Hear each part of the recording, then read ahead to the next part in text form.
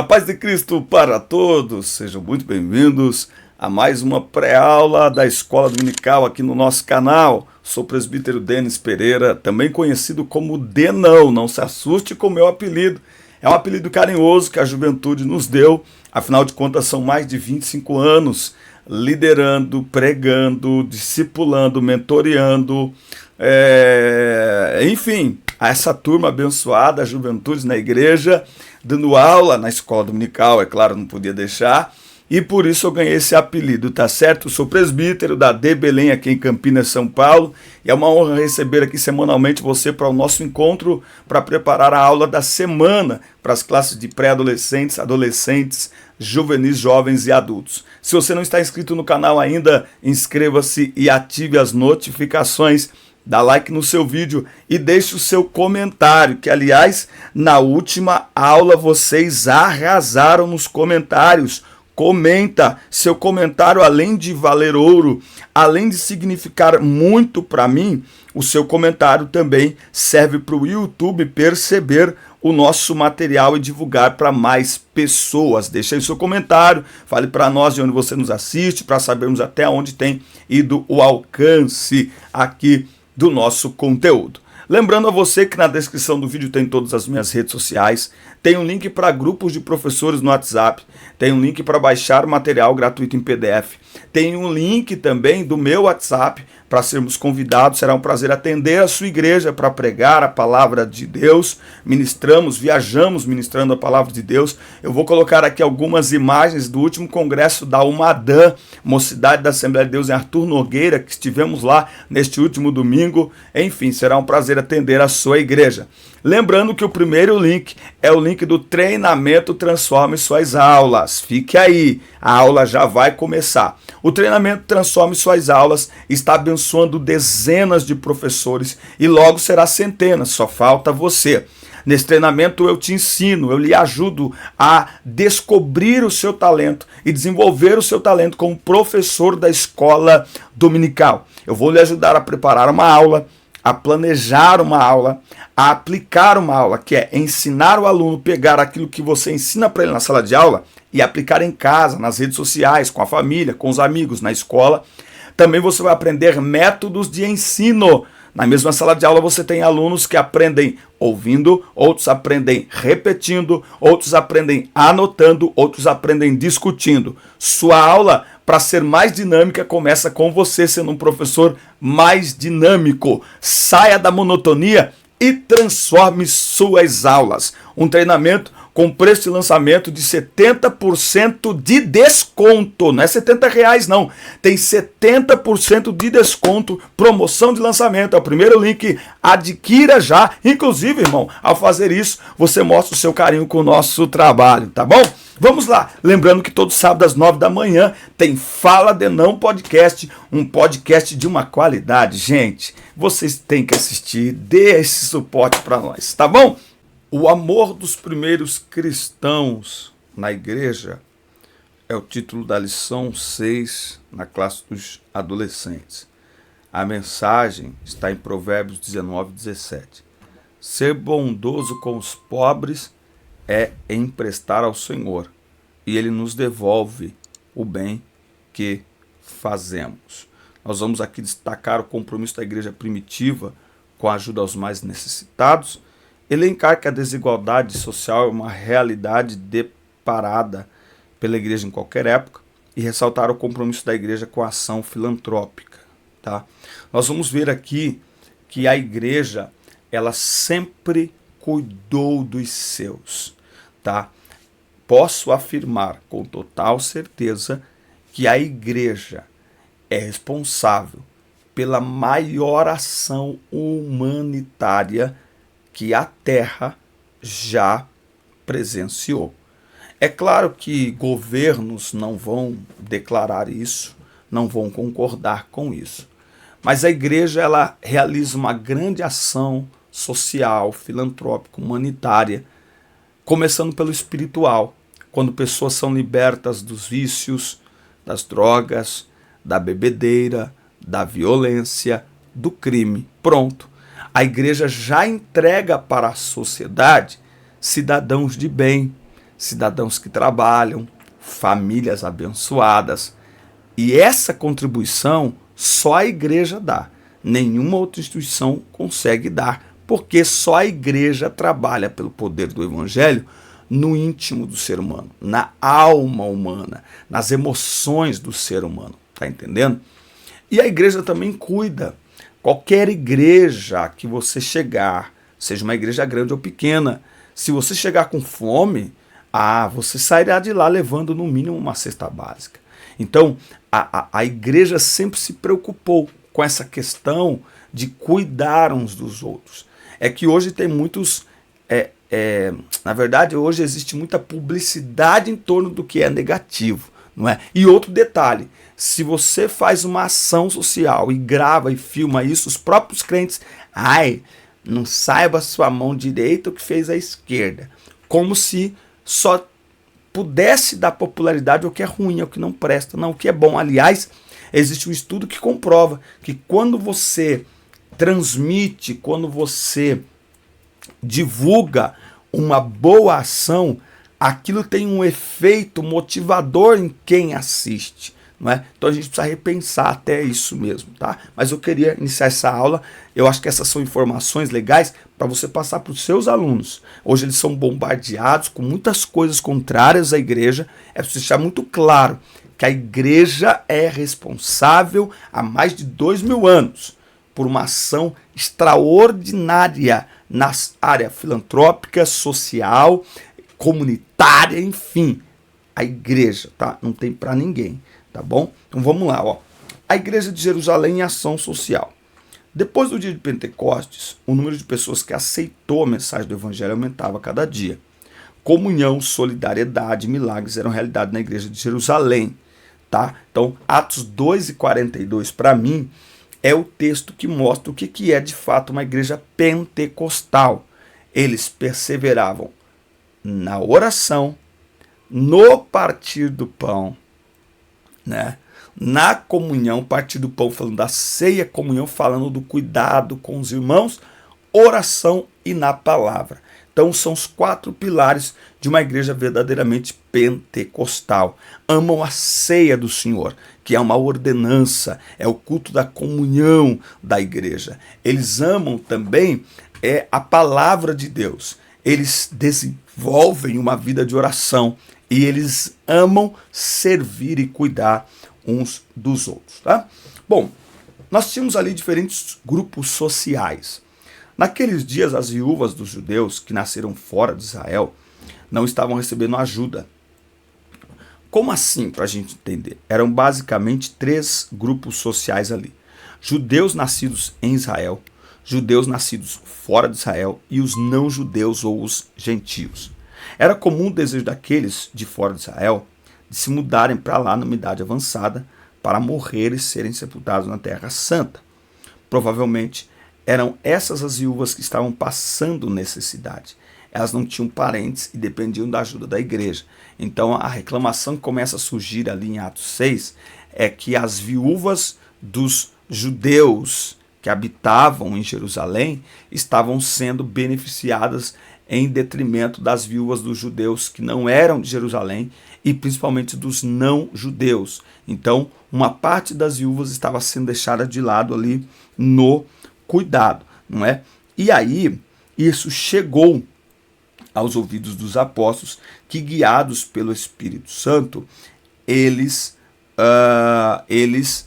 estabeleceram ali, num primeiro momento, é ali que nasce o diaconato, porque os apóstolos disseram, não dá para a gente servir a igreja na oração e na palavra e também servir as mesas, não é? As necessidades físicas das pessoas, as necessidades sociais. Então nós vamos separar, nós ficaremos na oração e na palavra e estes homens cheios do Espírito Santo, eles vão cuidar das mesas, eles vão cuidar das pessoas, não é? Então é aí que surge o diaconato, não é? Um diácono é aquele que serve, é o garçom, é o que serve à mesa, tá? Bom, o auxílio às pessoas afetadas. Somos seres humanos e falhos, então é esperado que surjam problemas. A diferença está em como lidamos com estas limitações. Em Jerusalém, os discípulos oraram, entregando o problema a Deus, que os conduziu pelo Espírito Santo a solução. Tá? Então isso mostra que quando lidarmos com algum problema na obra de Deus, nós devemos submeter esse problema ao Espírito Santo, para que com discernimento possamos ouvir a sua voz e decidir e encontrar a melhor solução possível. Tá? Se todo mundo que critica a igreja primeiro orasse, primeiro que não criticaria. Por quê? Porque o Espírito Santo lhe mostraria uma solução. Então fica aqui um grande ensinamento. Sabe, hoje as pessoas apresentam muitos problemas da igreja. Na verdade, a igreja sempre teve problemas, porque a igreja é frequentada por pessoas que têm problemas. Mas hoje isso se transformou num circo, num deboche. Né? Estava vendo ontem passou no meu feed e eu vi o vídeo. Né? Aqueles vídeos rápidos de poucos segundos. E todo ciclo de oração tem aquela irmã que ela não consegue acompanhar a letra, não é? Todo ciclo de oração tem. Só que a legenda do vídeo era a seguinte: quando a irmã falta no ensaio. Não, gente, tem irmã que ela vai no ensaio, mas no ciclo de oração muitas vezes você tem irmãs, inclusive, que não sabem nem ler, que malemar assina o próprio nome. Não é? E dependendo do hino, esses hinos de hoje que são... Você não consegue acompanhar, né? Fica ali só mexendo na boca. Então, hoje muita coisa virou deboche. E é lamentável isso. Então nós aprendemos aqui no primeiro momento, nesse tópico, que quando há problemas na igreja, a melhor estratégia é orar para que o Espírito nos direcione. Não é? Então, o problema não é ter problemas na igreja, como lidamos com ele? Procurando soluções ou expondo estes problemas? Abro parênteses aqui. A igreja é a noiva de Cristo. Eu não exponho os defeitos da minha mulher, nem ela os meus. Os nossos defeitos nós trabalhamos entre nós. Lá fora, e aí, tudo bem, tudo legal, ai que top. Nós não expomos nossos defeitos, ok? Se eu não exponho os defeitos da minha esposa, ela não expõe os meus defeitos, por que as pessoas se acham no direito de expor os defeitos da igreja de Cristo? Se eu preservo a honra da minha mulher, a pergunta que eu faço é: será que Cristo não preserva a honra da sua igreja? É por isso que hoje em dia eu tenho notado um fenômeno, e isso aqui é um alerta, preste atenção. Esses dias eu estava falando com a minha esposa. A maioria das pessoas que se tornaram famosas e começaram a ganhar dinheiro e ficaram milionárias, debochando da igreja, debochando de pastores, debochando de cultos, debochando dos dons espirituais, debochando de línguas estranhas, a maioria estão desviados da igreja, estão afastados da igreja, foram seduzidos pela fama e transformaram o que é sagrado em deboche. Deus protege a honra de sua noiva. E é legal que aí quando eles começam a ser confrontados: mas eu não sou crente, não, mas eu não sou pastor, mas eu não sou da igreja, mas fazem fama e dinheiro com a igreja de Cristo. Um dia haverá uma prestaçãozinha de contas. Fica tranquilo. Bom, tópico 2, a desigualdade social é uma realidade. Querido adolescente, o pecado de fato prejudica as nossas relações e traz separação entre nós e o nosso Deus. Eu fechei o parênteses? Fechando parênteses aqui, tá bom? Trata-se de uma situação espiritual que influencia as condições de vida na sociedade. Tá? Então, a desigualdade social, ela é resultado do pecado. Não é? As pessoas se tornam, por causa do pecado, cada vez mais egoístas, mais egocêntricas, e aí você vai ter a desigualdade. Aliás, aqui só título de informação, quando o menino aí, ó, o dono da empresa elétrica aí, eu tô com a imagem dele na cabeça, esqueci o nome, Elon Musk. Elon Musk, quando comprou agora o Twitter, ele pagou 4 bilhões ou foi 40 bilhões, 40 bilhões me parece que ele pagou no Twitter, e as pessoas falaram assim: olha, devia ter usado esse dinheiro para acabar com a fome no mundo. E aí ele foi para a ONU e falou: quanto vocês precisam para acabar com a fome no mundo? E a ONU falou para eles: a gente precisa de 6 bilhões para acabar com a fome no mundo. Ele disse: me tragam as notas de tudo que vocês vão gastar e para onde vai o dinheiro, que eu dou os 6 bilhões. Até agora a ONU não respondeu. Então, não existe nenhuma tentativa verdadeira de acabar com a desigualdade no mundo. Pelo contrário, desigualdade é usada como moeda política. Né? Esses dias eu estava até refletindo, quer dizer, quem usa a sua pobreza para ganhar o seu voto, não quer o seu bem. Afinal de contas, como ele vai se reeleger de novo se você deixar de ser pobre, uma vez que ele só conhece o discurso da pobreza? Entendeu ou não?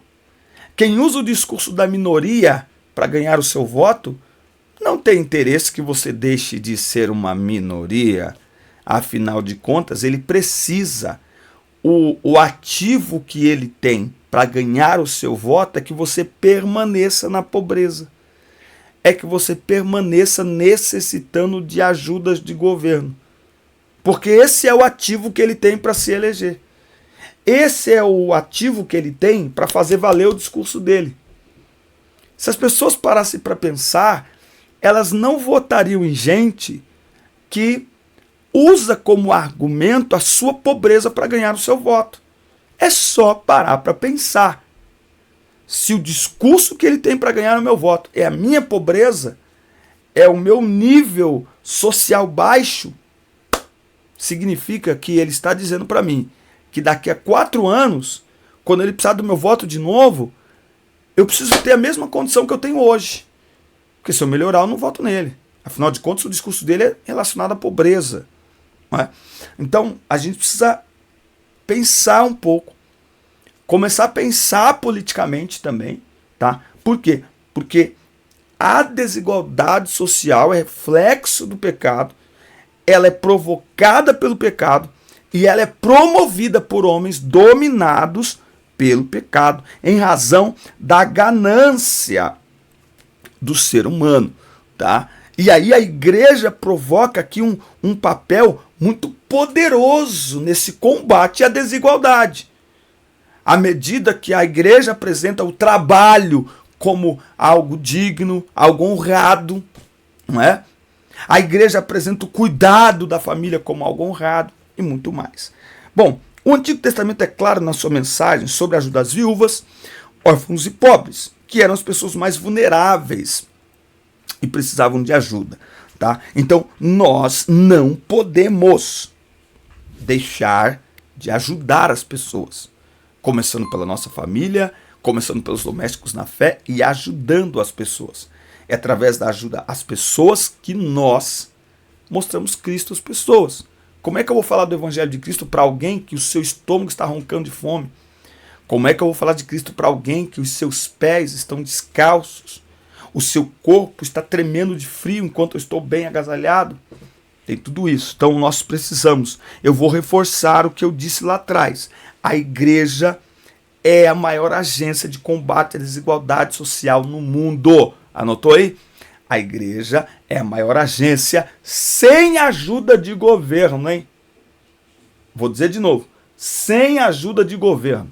A igreja é a maior agência de ação social, humanitária e filantrópica do mundo. E ela entra numa área que nenhuma outra instituição, que Unicef, que nada, que ONU, que nada, nenhuma entra. A igreja inclui todos. A igreja não escolhe bairro para atuar. Todos os bairros, dos nobres aos mais carentes. Tem lá uma igreja, tem lá um pastor, tem lá obreiros para atuarem na questão espiritual, na questão emocional e na questão física das pessoas. É que o que dá ibope hoje, como eu disse, é aquelas questões de problemas, de pessoas problemáticas na igreja. Mas a igreja de Jesus Cristo como um todo é um lugar de cuidado, é um lugar de acolhimento, é um lugar de amparo. É a igreja. Então a pessoa ela chega ali desolada, ela tem um encontro com Jesus, ela é abraçada, ela começa a se envolver. Com pouco tempo, aquela pessoa que estava se autodestruindo, ela se transforma num grande agente de transformação no reino de Deus e para a sociedade.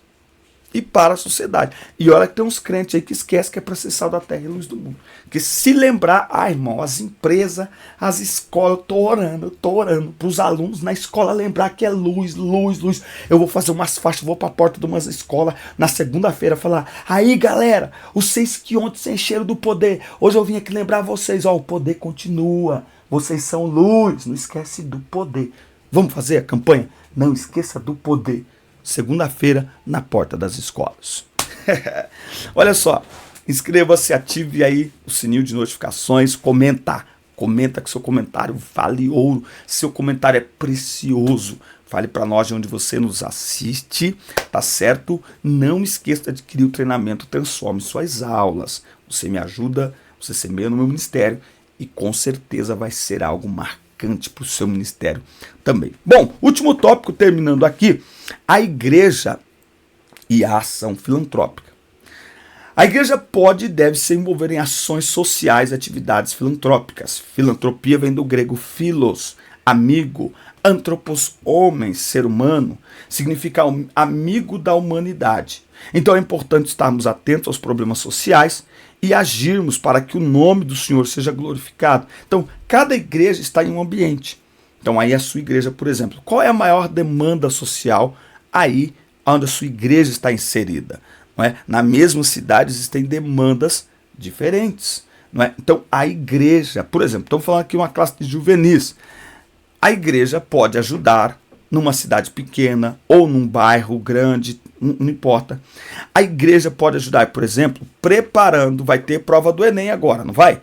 Então, a igreja pode ajudar, ela tem no seu quadro de professores de escola dominical, de obreiros, de lideranças, ela tem pessoas formadas que podem ajudar a preparar adolescentes, jovens, enfim, quem quiser prestar o Enem. A igreja pode preparar. É uma grande ação social. Imagine a pessoa vai lá e faz uma prova e ela vai lembrar para o resto da vida que ela tirou uma boa nota, ela conseguiu se classificar no concurso. Porque um dia a igreja abriu as portas e fez lá um grande aulão e tirou dúvidas e abraçou e acolheu as pessoas. Então, certo? Agora lembra, além destas ações especiais, eu vou continuar dizendo, a igreja realiza ação humanitária, filantrópica e social todos os dias, independente de grandes eventos, todos os dias, no ponto a ponto, na unidade, de pessoa em pessoa, a igreja realiza um trabalho extraordinário que governo jamais consegue realizar, que instituição mundial jamais conseguirá realizar, e eu continuo dizendo, porque a igreja não trata só a questão da fome, a questão da sede, a questão da roupa. A igreja trata da questão espiritual, que é o grande problema da desigualdade social. É o homem afastado de Deus. Tá? Terminando aqui, ajudar o próximo é um dever cristão. Jesus explicou que no dia em que Deus julgar a humanidade, entrarão no reino dos céus aqueles que ajudaram os mais necessitados com comida, água, roupa, remédio e outros cuidados. Lembrando que isso não é para a salvação. Os salvos praticam boas obras. Boas obras não salvam ninguém, tá? Isso porque quando fizeram isso, ao mais humilde dos meus irmãos, foi a mim que fizeram. Então não se trata apenas de fazer o bem, mas de cumprir o ide do nosso Senhor por meio de ações. Até porque como é possível eu mostrar que tenho fé se eu não coloco essa fé em prática, não é verdade? Então, Tiago afirma que a fé sem obras é morte. Nessa ocasião, Tiago não estava tratando da fé para a salvação, e sim a fé como consequência da salvação. Se cada pessoa fizer um pouco para ajudar conforme sua possibilidade, então teremos muitas pessoas recebendo assistência, tá? Então, esta aula, ela vem para nos mostrar o poder que tem o evangelho. De novo, o homem, corpo, alma e espírito. A igreja, ela abraça as pessoas de maneira plena. A igreja abraça as pessoas de maneira completa. Comece aí com esta aula levando os seus alunos para a sala ou a despensa da igreja. Leva eles lá. Mostra como é que está. Leva eles. Ó, desafio, dinâmica. Leva os seus alunos no lugar aonde ficam guardados os alimentos de doações da igreja. Leva eles. Se tiver cheio, você vai dizer que legal. Você viu como é importante? Significa que se uma família chegar aqui hoje, a gente pode servir ela, a gente pode ajudar ela, certo? Se tiver vazio, fala, e aí? Vamos colocar a lição em prática? E dá um desafio para eles, aí você vai ver que de noite eles vão chegar trazendo uma sacolinha cheia de coisas para a dispensa da igreja, para servir os mais necessitados. Mas enfatize nessa aula o grande papel essencial que a igreja exerce na terra, sem ajuda de governo. É uma ação poderosíssima. A ação não só de ganhar pessoas para Jesus, mas de cuidar dessas pessoas e de, através do evangelho, mostrar a essas pessoas um caminho de vida, de alegria, de vitória e, por que não dizer, até mesmo de sucesso.